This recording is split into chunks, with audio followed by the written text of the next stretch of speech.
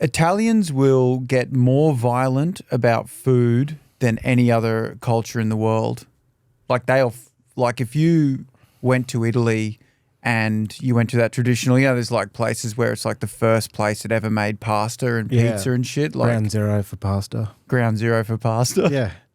If you went there and went, thanks, like, here's your pasta, very good. And you're like, I bought my own tomato sauce. So get the fuck out, you fuck. You bring here. Why you bring? You fuck. If you went into like a proper traditional Italiano, it's like a mausoleum type restaurant, like made out of parts of Rome and stuff. Yeah, Rome. The ruins. Yep. And you just got a thing of Heinz and then like you were just fucking grating. Yeah. Just like cheddar, like Woolworths brand cheddar that you brought over somehow. Yeah. Like just the off-brand, the savings cheddar, like budget cheddar. Bigger, just shaving it in. But I'm serious, but escorted. Like, not a lot of other cultures would be like that.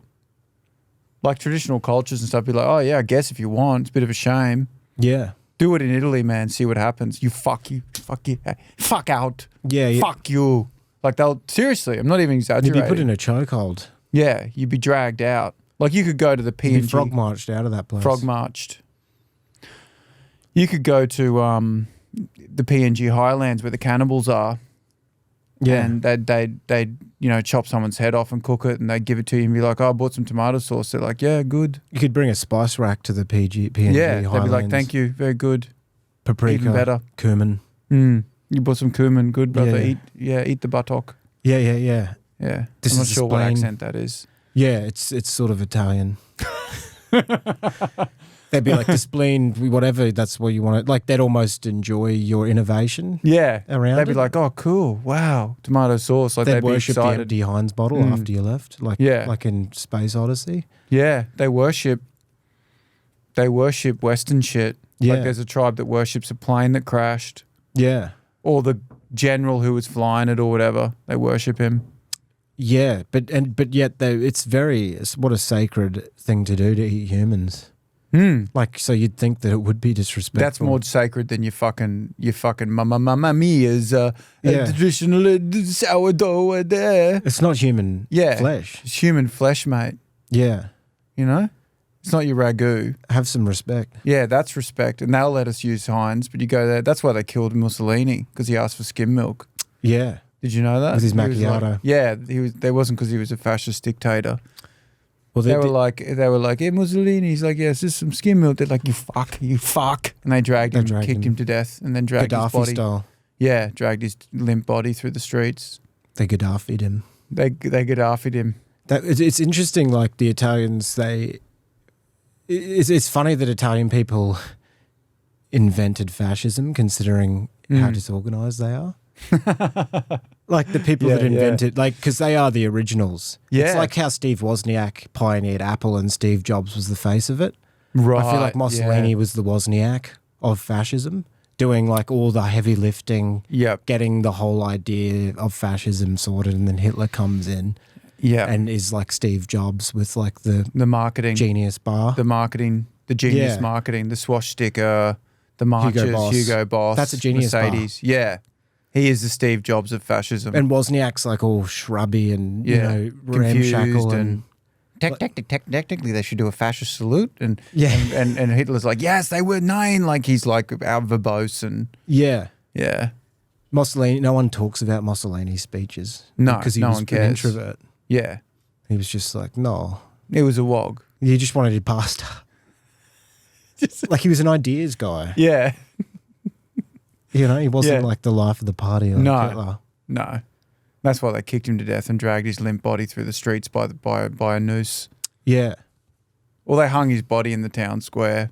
His carcass was get out of here, you fuck. Hung up like aged beef. Sour cream to my dinner, you fuck. Sour cream would be a big one. Yeah, I actually literally saw a video of an Italian chef and a woman said, I put a bit of sour cream on the side. He's like, oh, to me, fuck you fuck. Like he fully lost it. Like get out of it. Yeah. That's even, because then you're bringing Mexican into it, which is rude. I'm all pro Treating for it like it. nachos. I'm like, sometimes if I'm real depressed, I'll order sushi and dip it into hummus. Really? Yeah, I'll just like mix genres. Fusion food sounds like a symptom of depression, eh? Yeah. Like I was depressed, so I pioneered some fusion food. Yeah. Dipped a burger into Baba ganoush. baba ganoush. Yeah. A baba ganoush. Baba ganoush. But the people who are, Italians are on average, 25 minutes late. They were never going to invent a train system that ran on time. Yeah, yeah. You're right. There's such a rigidity to fascism that...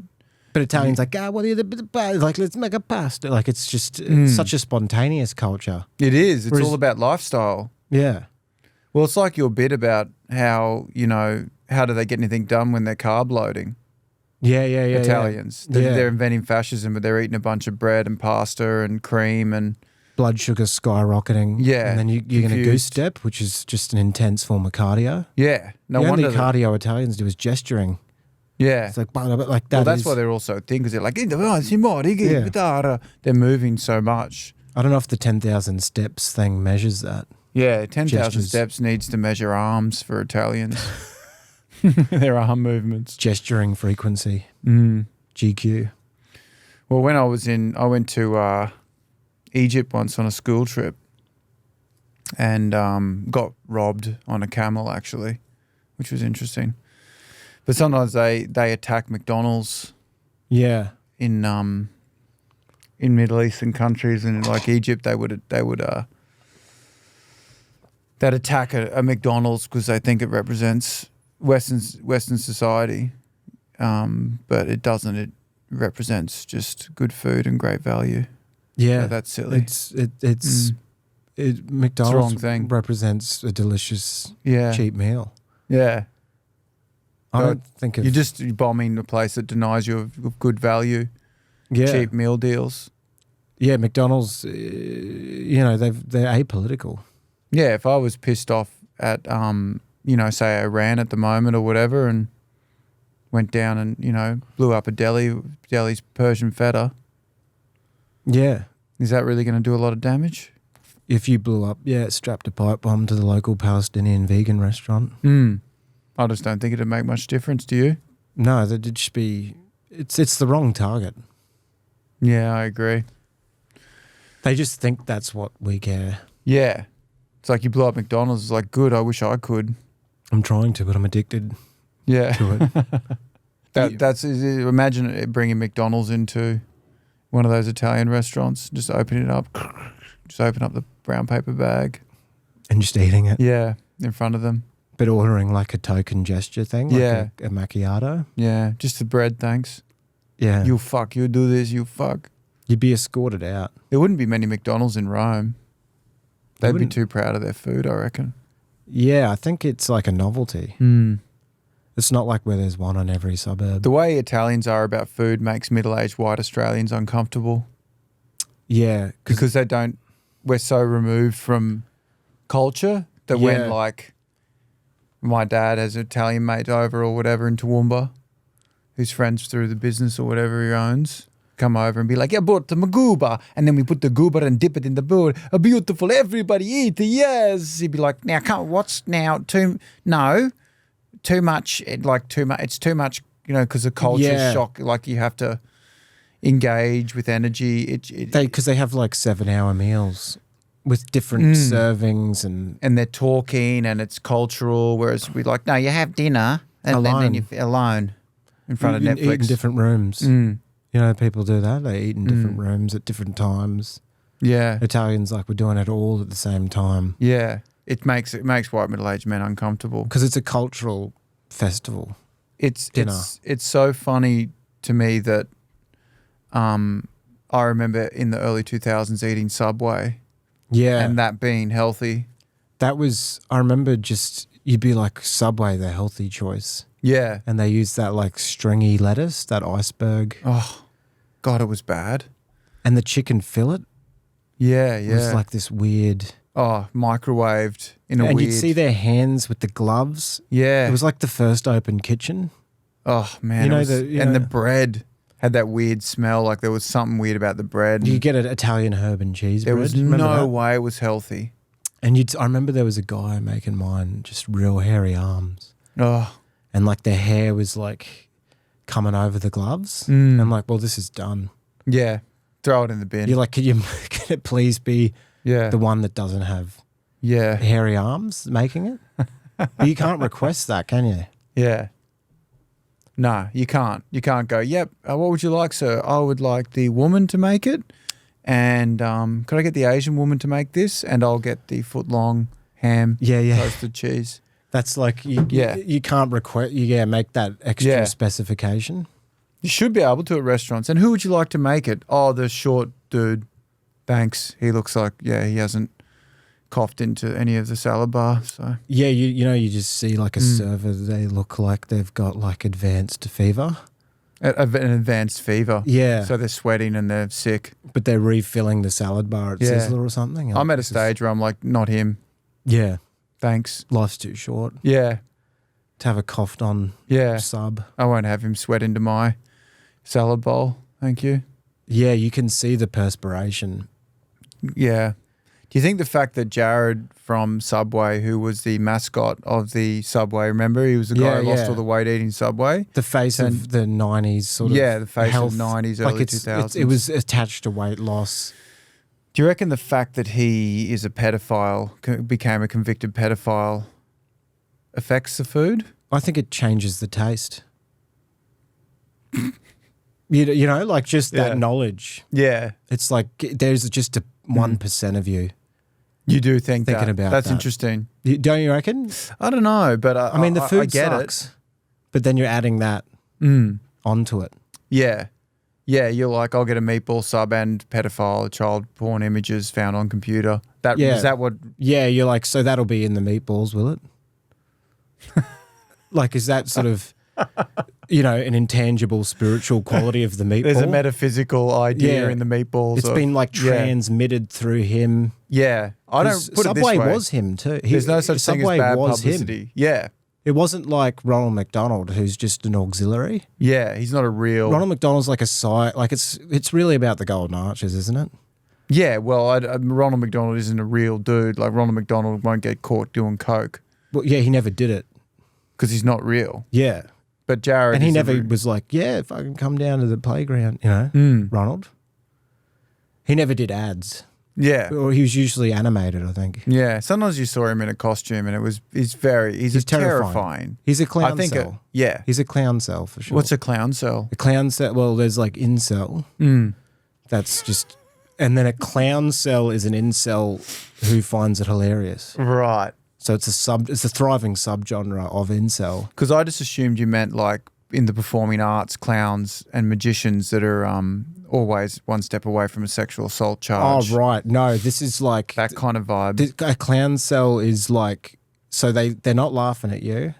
They're not laughing at themselves. They're laughing into the void. So the Joker is a clowncell. Yeah. He's sort of the Jesus Christ figure who crucified himself so that they could laugh into the void. Right. And they're on the terror watch list.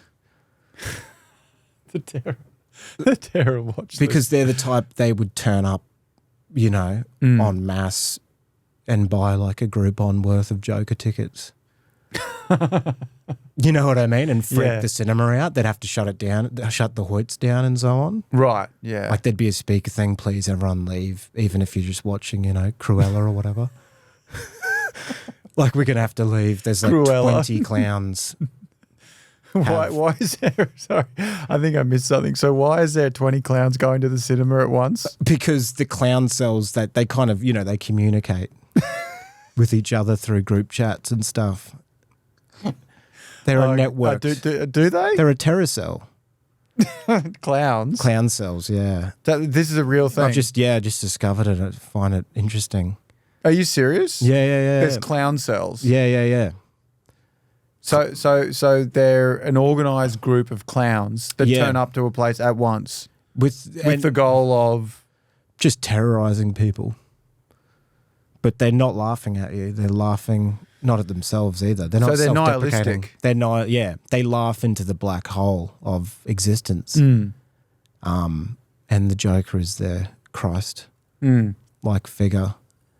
And they're kind of the ones you'll just see around. You know what I mean? Right. They're on your roof with a hammer kind of thing, just terrorising people. So So you're saying that there are people dressing up as clowns that are intentionally scaring people, like kind of based like loosely on the It movie. Yeah, yeah. Where they get into groups and laugh maniacally in cinemas. Well, they could do that. They might might fucking have to the way things are going. But yeah, it's a lot different. Like when I saw Cruella, that people would dress up as Cruella. Would they? And go to the movie? Yeah, yeah. But that wasn't like FBI get down. Right. That was like, oh, that's nice. Because it's not as terrifying as a clown. Like that's pop culture. Dressing as a clown and going to just anywhere, going to grilled. Yeah, going to like Dunkirk that's an act of terrorism. Right. Like if you went to just your local grilled dressed as a clown, someone would call the police, right? Right. So you're saying it's like a social experiment where they're trying to terrify people by dressing as a maniacal clown. Yeah. Right.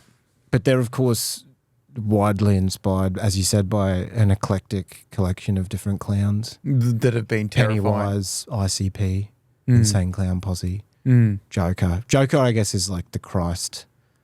He's the like ultimate. The sacrificial. Yeah, yeah. It's funny, you know, that Jared lost so much weight during the Subway campaign. Yeah, because I think that's total bullshit. You know, like there's no way he actually lost weight eating Subway. No. Like it was a fraud. You think of Subway, it's like bread. Which processed, the most processed meat of things. Yeah. I mean, you know their marketing's fucked when now they've gone from Fogel to now they just advertise the cookies. Yeah, like the latest ad I saw is Santa Claus delivering cookies to the Easter Bunny. They're desperate. It's done for them. It's done. Once you're advertising the peripheries of the company, that's a problem. But also that it's not a health food, a cookie. So their whole marketing's fucked. The fact that was a health food is insane, eh? Mm-hmm. Now we know it causes, colorectal cancer. The bread? Subway. Does it? Well, you just know that everyone on it is going to... Oh, gross. Get laid on set leukemia or whatever. Just because it's... It's the type of thing, you know what I mean? That'd be like your colon is riddled. Do you eat Subway? Like, then ask you, like the doctor. Do you smoke? Do you drink? Do you eat Subway? Yeah, that's the third question now. Yeah. But it used to be like, you eat Subway, that's the doctor's tick of approval. You know those ticks and shit they use? And this goes to show how bullshit though. Milo's got 4 stars. Oh, the star rating I think is the most nefarious thing They ever. just bought it, didn't they? Because it fucks people's heads up because Coke Zero's got 3.5. How does Coke Zero causes pancreatic inflammation? It should be negative stars. It should be like cancer, skull. Then you got energy drinks that actually literally have a skull on it. But it's like, oh, great, even more energy. Yeah. But it's like it'll be a skeleton deadlifting its own tombstone. It's kind of what you imagine pirates. You know, pirates have their own moonshine, like they have their own grog, and it's like got a skull and crossbones on it. That's the modern day inner city version of that. Is the Mother Energy drink? Yeah, right. That's the urban pirate. And they will, like a pirate, they will ransack your belongings. Yeah. Sometimes I'll see discarded energy drinks and just try them just to see how far away they are. You know, like when a detective is like, the milk's still cold or whatever. They've been in this area recently. Yeah. Like Let how me check the dangerous temperature. Yeah. Check the Mother Energy drink temperature of the can that's been disposed of. Hoodlums are near. If there's a dint in it, maybe it was thrown by a moving car. I better avoid the roads. Yeah. Because when I see high-vis and, Mother Energy drink with a boombox, Bluetooth boombox on public transport, I'm like, that is the modern-day pirate. Yeah. Well, you're right. That is the Somali pirate of the Bruce Highway. And the scary thing is that we're in a situation where people who drink energy drinks need the energy the least. Right. In society. Yeah, that's an interesting point. Because they seem like they've got too much energy to me. If you look at someone buy an energy drink, they're not yawning before they buy it. Like they're not in any need of any more. No. They've already intimidated people on the way. Yeah. They were on the way in public transport, screaming, singing out aloud to the thing, moving around, making people uncomfortable, dancing, watching pornography with no headphones in the library. Yeah. And now they're looking for more energy. Yeah. Yeah. And then they buy the energy drink. And then they buy the energy. Yeah. Yeah, it's not a before. reward. That's not the result of the rock star monster fucking skeleton with the tombstone. Like, that's after they've disrupted the choir carriage.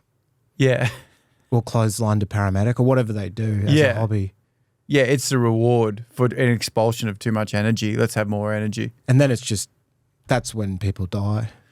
How... You mean the people drinking the energy drink? Them and like the their result victims, of them? Yeah. How is that Men's Health article that we read about the slow as fuck running group? Oh, yeah. That's fascinating, isn't it? Yeah, Men's Health has done a 180 because remember there was just ripped dudes. Yeah. Now it's a guy that's, you know, morbidly obese who's got a run club dedicated to going as slow as fuck. Yeah, I thought that was fascinating. It's a big double page lift out about, not lift out, but like a big main spread of having fitness decolonized by allowing fat people, obese people to join running clubs and fitness, but not with the goal of getting in shape, thin, but with the goal of being proud of the body they have. Yeah. They were saying they're trying to decouple fitness from weight loss. I don't get that. I don't get it. It's weird because diabetes doesn't know what you're doing. It doesn't know the diabetes politics. Isn't like, oh, it's the slow AF run club. Their thing is they go slow. He's proud of his body being fat. Oh, I won't make him lose a leg. Yeah, he's decolonizing fitness. Diabetes leaves that alone. Yeah, it's like, yeah. For a second, I thought he was just being lazy. Yeah. Now it's like, it used to be like Chris Hemsworth on the front. Now it's just a disembodied torso. Yeah. It's like, I'm fucking fit. Yeah, you know? it is it's weird. Being thrown around like a rugby ball. Yeah. At the gym, but empowered. Like I'm empowered to be thrown around. This is the past as decolonizing fitness. Yeah, it is strange to me, that one, because it's an interesting debate about between like the ideas of acceptance and inclusion versus reality. Yeah. I guess. It's almost like there's reality here and then you're just clashing against it like a tide. Yeah, because if you're into fitness, you lose weight, even if you don't want to, by sheer nature of it. It also seemed weird because it seemed really hypocritical of Men's Health. Yeah. You know, they're responsible for creating body image issues. Yeah. For years, that's been what they've done. And now they've done a complete violent 180 and said, actually, you know, you can be morbidly obese and it's even better than being Chris Hemsworth because you accept it. Yeah. Be morbidly obese and that's okay. And be proud of your body. Yeah. Doesn't matter if that makes you dangerously ill. Yeah, it's almost like an Orwellian thing where it's like slow is fast. It's like this is the slow run club. I mean, isn't that Orwellian to be it's a slow run because a run is fast, it's like right? Double speak. A run's fast and they're saying a slow run. Yeah, I mean, to be fair, like, and then people go too far the other way. Like the other day I saw a woman walking down the street and I'm like, is that like a wellness freak going to yoga or is she a junkie? Like I couldn't tell, honestly couldn't tell because they both junkies and wellness freaks are gaunt. They both walk real fast and they both wear exercise gear. They're both like they have the same, you know? Yeah, but it's for very different reasons. Like, are they hyperventilating from meth abuse? Yeah. By doing that? Like, I'm like, is she on heroin or is that Wim Hof? Yeah. Oh, that's Wim Hof. That's Wim Hof breathing when you hyperventilate because of OxyContin. It's very similar to the 2-1 step breathing. Yeah. Like box breathing. Like is similar to when you need an injection of adrenaline. It can be actually very hard to tell. Yeah, because you could see a meth head wearing like a Lorna Jane thing. Yeah, totally. Like and just rushing to get gear. To get junk. And they'll be in a bourgeois neighborhood. It's like, you know, is that gentrified eye for the meth guy where they've just airdropped a meth head into a gastropub? Yeah. You know, and they're ordering the avocado, truffle-infused mushroom. Yeah. You think you see a bit of dish? that, like junkies now in just hipster areas. Meth heads doing paleo. Yeah. And they're doing the carnivore diet, just dead possums. Only roadkill. Oh, fuck.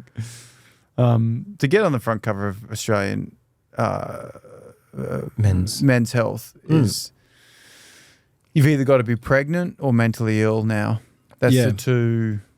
It's either mental illness, like Usher Ginsburg, whatever his name is, his name is now. You've either got to be mentally ill, you've either got to be grappling with demons or giving birth to one. Yeah. Why are they giving birth to a demon?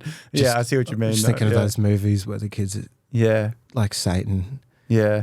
But also postpartum depression's a good merger. Like it's both like you get both. You're like, I'm mentally ill and I've just given birth. So it's always about the baby bod, isn't it? It's all that, and it's just then you don't have to have an opinion or anything. It's just like it's easier. Yeah, it's easy to be going. Yeah, no, I've had the black dog and also just had a baby. Like it's better do that. Better do that than give your actual opinion on the vaccine or whatever. Yeah, yeah. Like which one's going to be harder? It's better to be in a victim state than it is to offer opinions about the world, I think. Yeah, yeah. I mean, wellness is like a religion, though. Yeah, I feel like that guy you were telling me about who injected stem cells into his dick. Yeah, that guy is optimized at every level. But I like the way he talks about it. It's like, so I injected stem cells into my dick and they said I was going to fall off, but I didn't care because I take risks. I took a risk, and this is 100% true, by the way. Yeah, his wife was... He injected stem cells into his dick. The doctor said that it might make it fall off, but he wanted his dick to be younger. Yeah, he's like, harder. Yeah, but that's good. And then he's like, then I had Mexican with my grandma and rock hard eating enchiladas. He actually said that in his book. And I had lunch with my grandma, and I knew the stem cells worked because my cock was rock hard. It was rock hard as they brought the margaritas out before eating. So it wasn't the protein from the burritos, as the margaritas had not been brought out. And it's just weird. This guy's crazy. He's like, I converted to being a Presbyterian because it lowers my blood pressure. Imagine being religious for your blood pressure. He is. Yeah, he's got a watch that told him to convert to Christianity. That's just unfathomable to me. It's the complete optimize. It's this weird, crazy thing where you now use science to go to religion because it's scientifically better for you to be religious. Well, that's what I was saying, man. It's like when I see, you Facebook or Instagram or TikTok clips come up of just evangelical dudes going, praise the Lord. They're screaming and they go and they're hitting people and they're falling over like, God has touched them, and they fall and, they do all that. Yeah, and they're all like, wah, they're all screaming. It's like ecstasy. that's actually how we're meant to be as humans. Yeah. That's actually our natural state is a tribal ritual gathering where we're in a state of flow, we're in a state of heightened energy and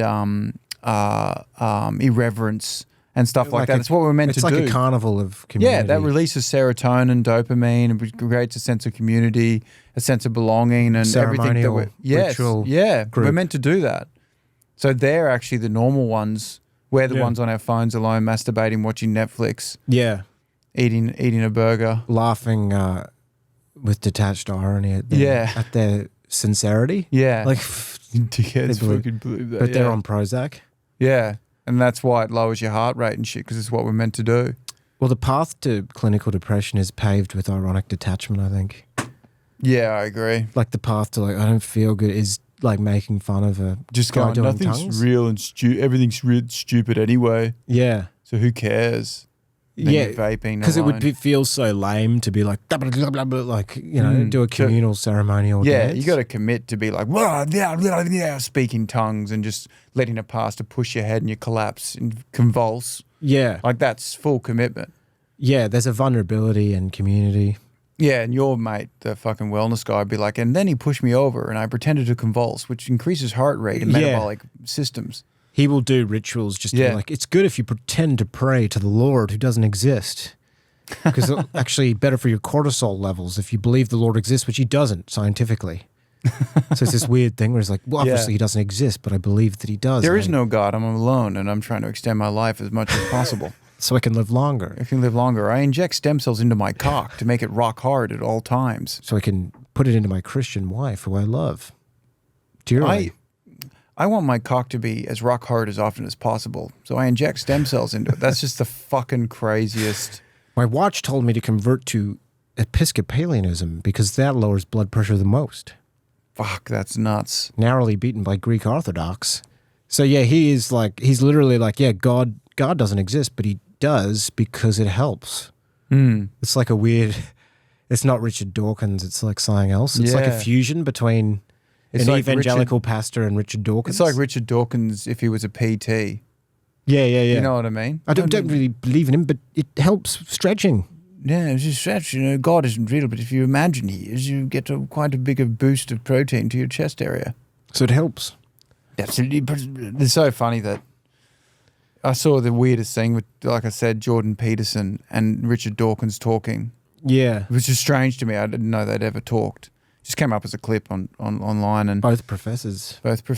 And surprisingly, Jordan Peterson was talking about how he dropped 7 grams of mushrooms and believed he saw his own DNA. And he told that to Dawkins. Dawkins is absolutely preposterous. I mean, I've never taken such substances in my life. Yeah. I don't presume to understand what they do, but I mean, it's outrageous. And to his credit, Jordan Peterson was like, why? Why is it outrageous? I mean, it's possible. Yeah. Like, it was like this weird, I'm like, is this Jordan? I don't know, Jordan Peterson dropped shrooms and believed that he could imagine his DNA. I think he's into mystical shit.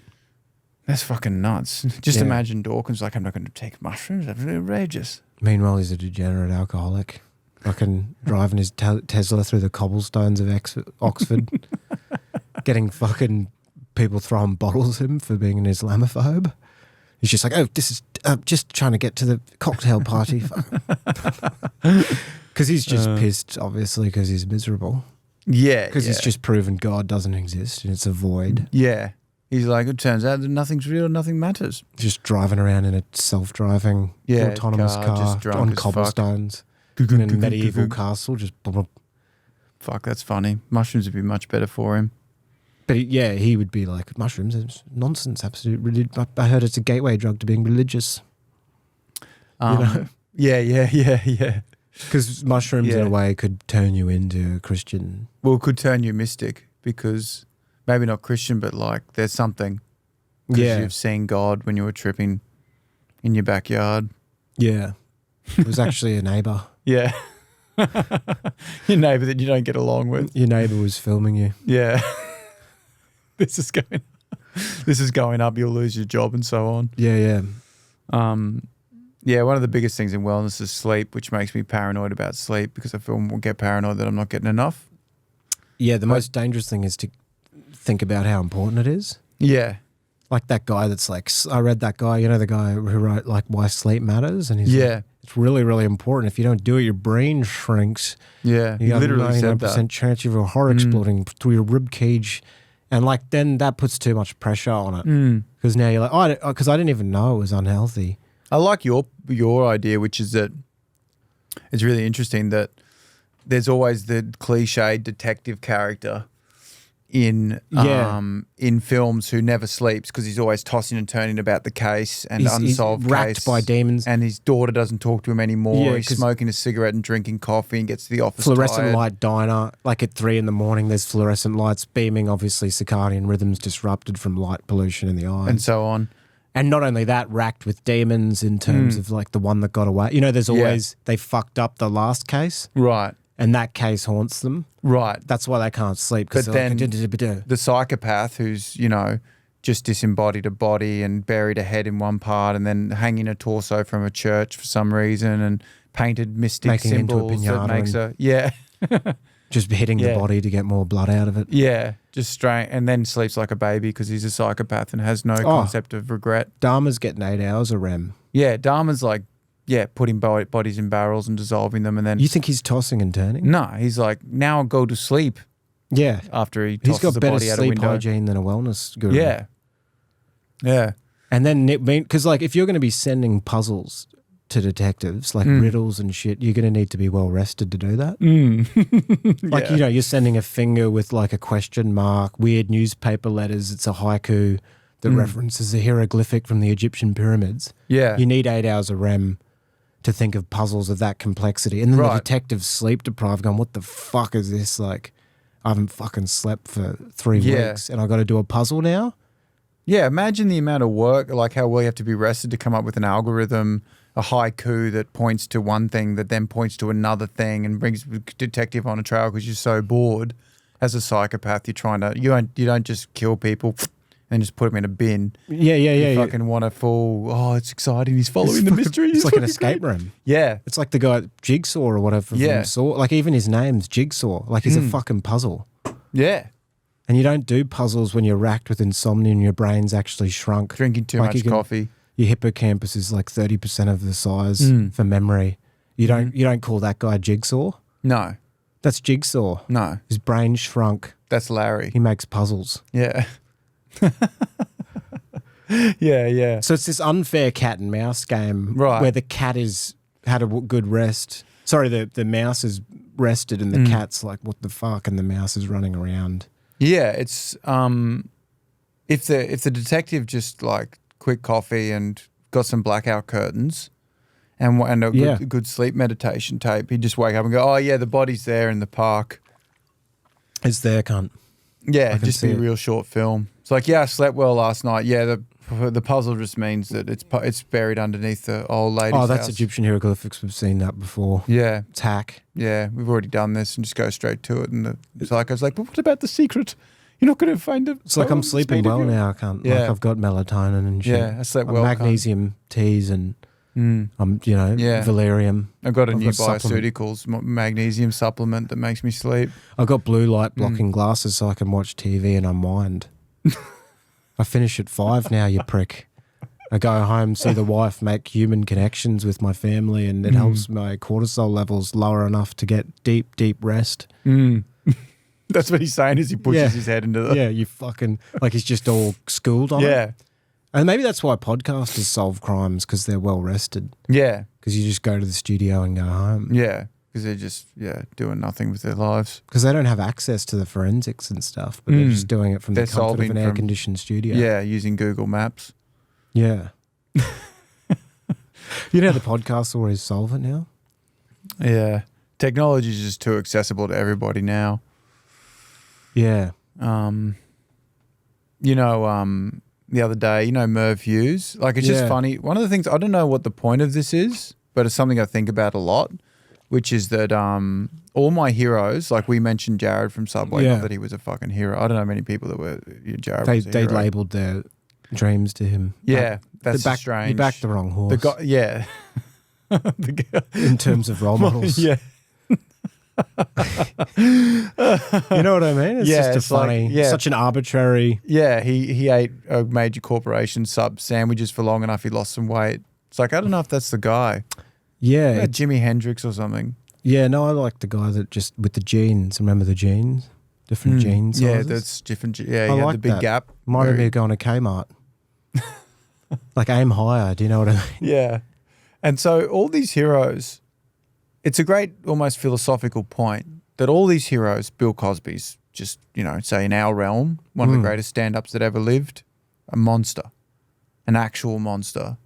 Like what a fall from grace as a black figure of, like a cultural figure for the black community, a family man, a great stand-up, and he's a monster. All these figures of your life, childhood, cartoon, acting, fucking Jimmy Savile, Ralph Harris, everything.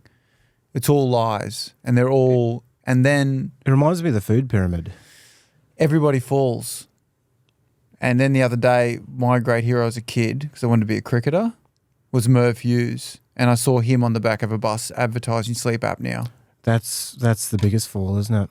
That's the biggest fall of them all. Because he used to be the fast bowler with a big mustache and a beer gut.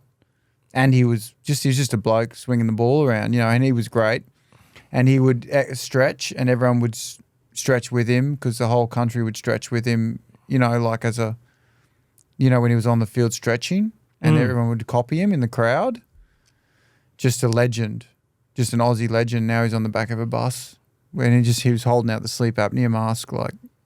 And it's also clear that he does use it. Yeah. Because a lot of times it's like a male model or something. Who doesn't need, with the person advertising the thing. Yeah. Yeah, I see that there's a big sleep apnea ad near here, actually. Yeah, and like it's just a Chris guy Hemsworth with a mask. It's like he's not using it. Well, because I thought the idea was it would be too tragic to use the actual people who need it in the ad. Yeah. Like do you know what I mean? They need to balance it out. Yeah. Yeah, it can't be a morbidly obese man wearing a Star Wars shirt. Yeah, because it's too that's a bit sad. Because advertising's about lying. Yeah. To make people buy stuff because they're like, oh, if I get the sleep apnea mask, then I'll finally stop drinking custard and Yeah, it'll be cool. Yeah, I'll become like the guy in the ad with the abs. Yeah. It's like, no, you won't. You just won't keep your neighbours up anymore. With your snoring. Yeah. Yeah, that's all that's going to happen. They do that with all manner of thing. But you know what I was thinking? Something that I was thinking about. And I talked to you about this, about how technology is so accessible to everybody now. Like everybody. And I think that's really interesting. Like, okay, take a computer, right? A computer in the 70s, you had to wear a lab coat, be a computer scientist that studies their whole life to have special access to an FBI building. There was floors and floors and floors of computers, right? That's what a computer was. Yeah. Just rooms of machinery for something that could do what a calculator does on your watch now. And now, like you'd have to be an advanced scientist. Now everyone's got a computer that's more advanced than, like, all the computers combined of the decades. Like what our phones are. Like now a kid with Down syndrome could use an iPad to find a McDonald's or whatever. You know what I mean? Yeah, for his 33rd birthday or whatever. Yeah. The playground. Yeah. Yeah, that's like, you know what I mean? Like they're imagine accessible. Taking someone who, has got Down syndrome into a building with a lab coat and go and use this computer. It's like, why are you being cruel? It's ridiculous. Now it's like, why don't they have an iPad? That's so cruel. Yeah. Give them an iPad that's more advanced and they can use it. Give Leonard It's not like iPad. They're just bumping it, like they use it. No, it's using it effectively for what it is. Yeah.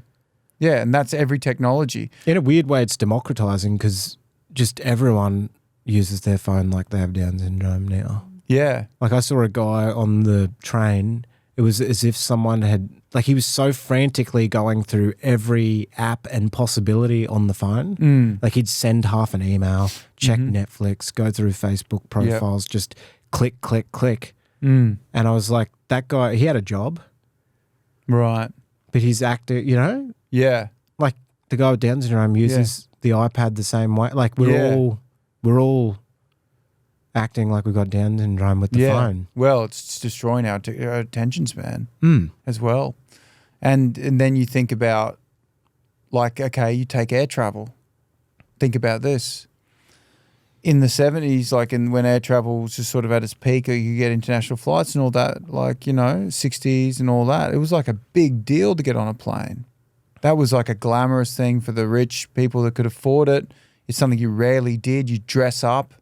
You'd sit and have luxurious meals in the sky in a suit. Like it was like it was like an oil baron or something. Yeah, it's like it wasn't for everybody. Titans of industry. Right. And so now, just a Bogan, you falls asleep on your shoulder and farts and then spills his rum and coke and, even though you're in the air and, in a Boeing that's more advanced than... Like, do I sing this guy a lullaby because he's fallen asleep on my shoulder? Yeah. You know what I mean? Like you feel like you put him to bed. Like, yeah. Good night. That happens when they fall asleep next to you. Yeah, they just... Then that'll be the same as for space travel. Yeah. Like space travel now, multimillionaires can get a flight into space, into orbit, like regular people. Used to be astronauts only.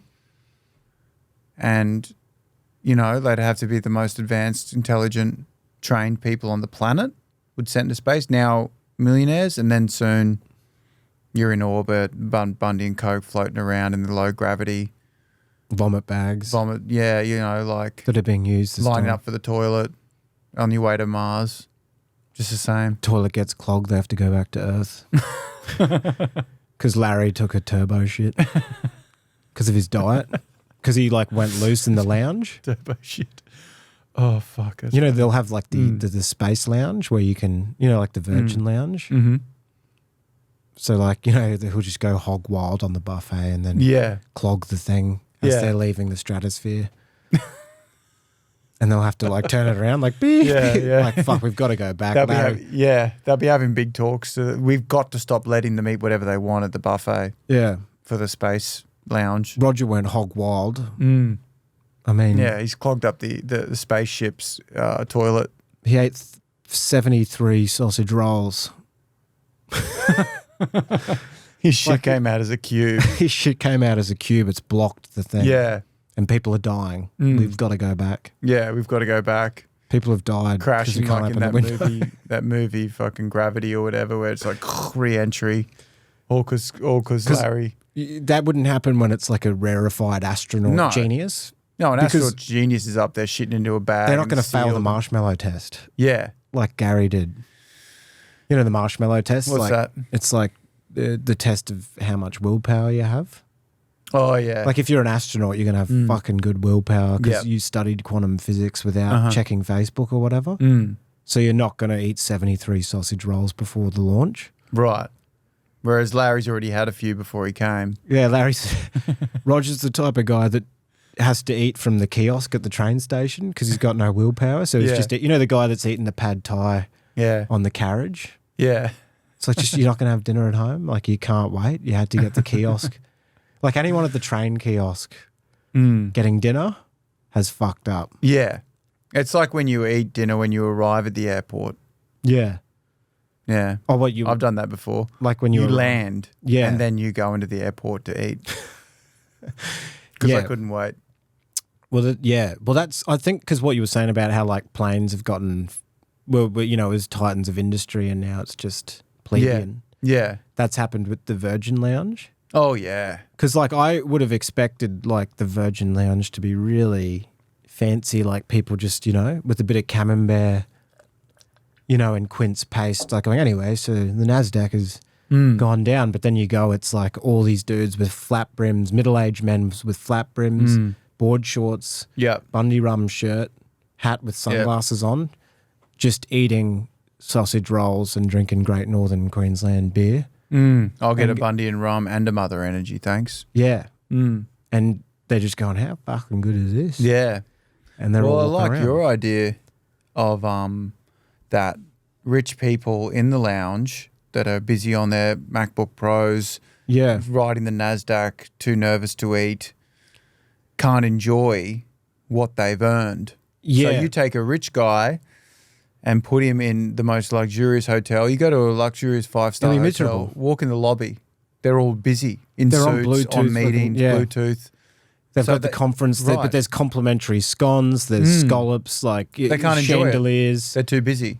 But if you assigned a Bogan to every single one of them, they could enjoy the fruits of. Will you have a Bogan to enjoy the experiences they can't enjoy because they're too busy making the money that allows them to have the experiences? Yeah. Like what I'm trying to say is, like you give a Bogan like a good Groupon or like a voucher to a 5-star hotel, they're like, fucking hell. Yeah. This is all right. And they're just in a state of ecstasy. They're like, they're bringing it out to you. A warm towel. Yeah. Fucking hell. Well, that's why they should be assigned to the rich person so they can see it. Just have a Bogan on a leash. I have a Bogan on a leash, bring them into the conference and have them hoover up the hors d'oeuvres or whatever. Yeah. And just go, fuck, these scallops are all right. And then the rich person's like, I'm busy riding the NASDAQ, but at least someone's enjoying this. Yeah, because I can't. My dopamine receptors are fried due to stress and hedonic adaptation. Yeah. But I want to see my gratitude diary squirm around on the floor and fucking... Yeah.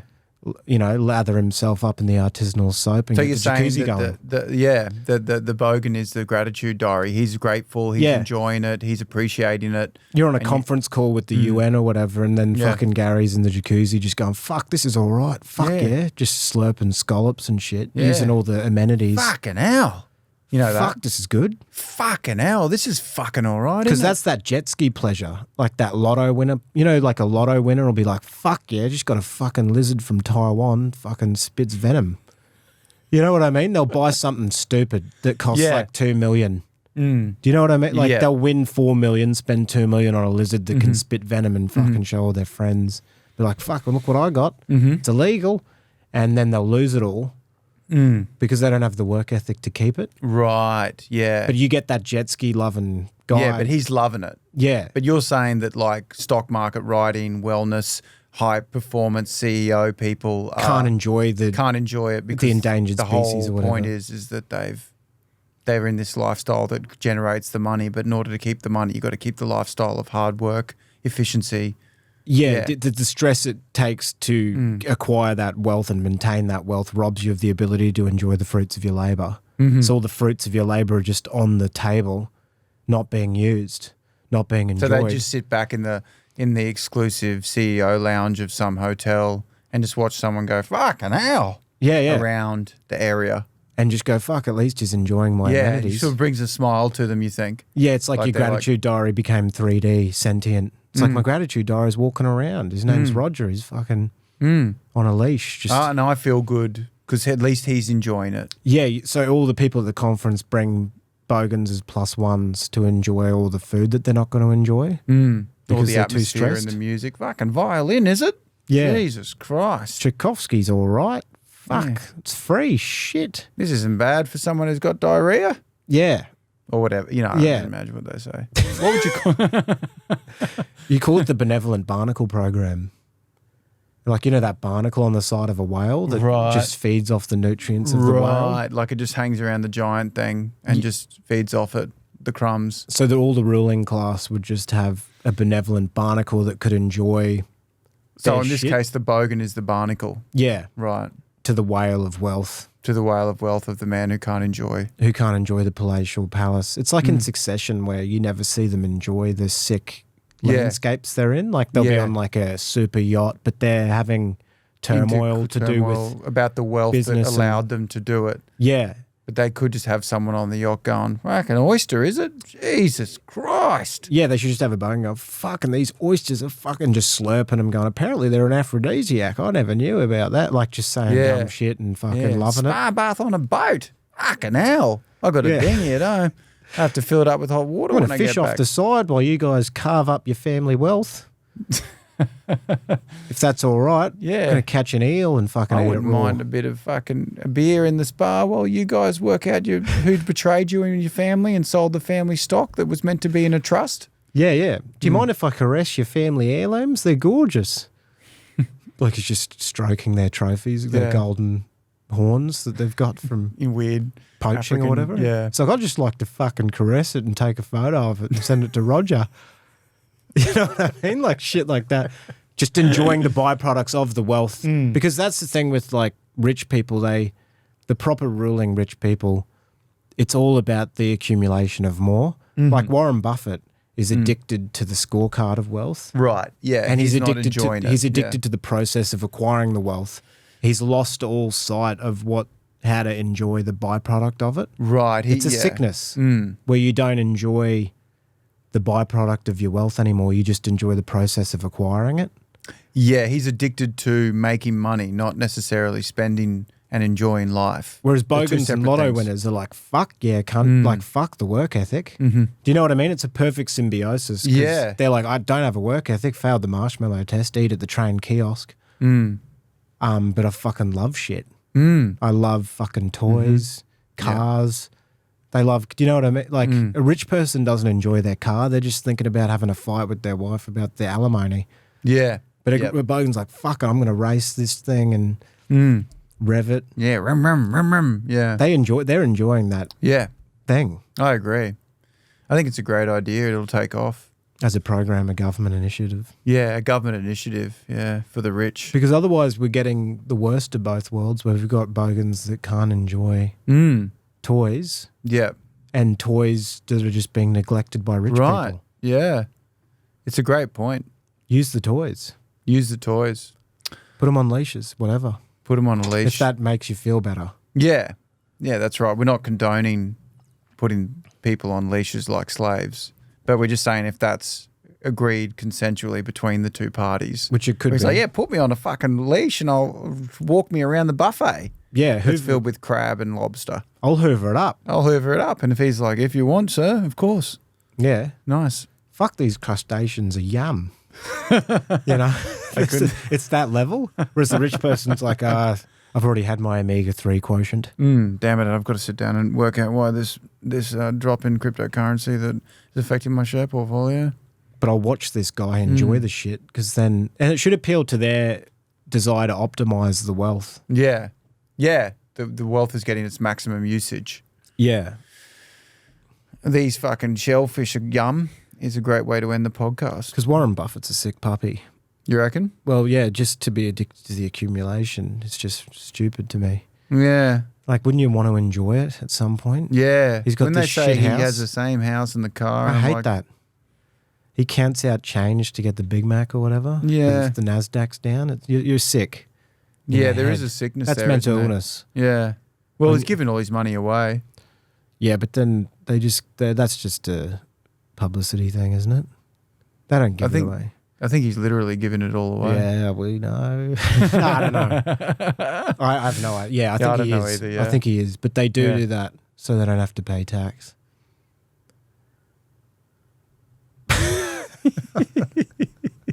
Oh, fuck. Yeah, there's always something dodgy going on there. Effective altruism or whatever. Yeah, I know what you mean. It's hard to trust, isn't it? Especially when it comes to extreme capitalists. Is there any capitalists that enjoy the process of getting it and the toys? It's hard. It's hard to say. I think Elon Musk likes a yacht, and I think Jeff Bezos, he bought a rocket and a yacht, but he'd be busy. He's busy, but he's still doing it. Like, he never takes the day off just to go on the rocket and spin around. You know, I don't think he's frivolous. Yeah, let's take the rocket out today. Yeah, I can't go into orbit. I feel like he's just answering emails like a lot of the time. Probably. I reckon he'd be busy as the richest man on the planet, or second, or whatever he is now. Anyway, thanks so much, Dan. Thanks for listening, everybody. I hope you enjoyed it. We'll be back again soon. Thank you. See ya. Thank you.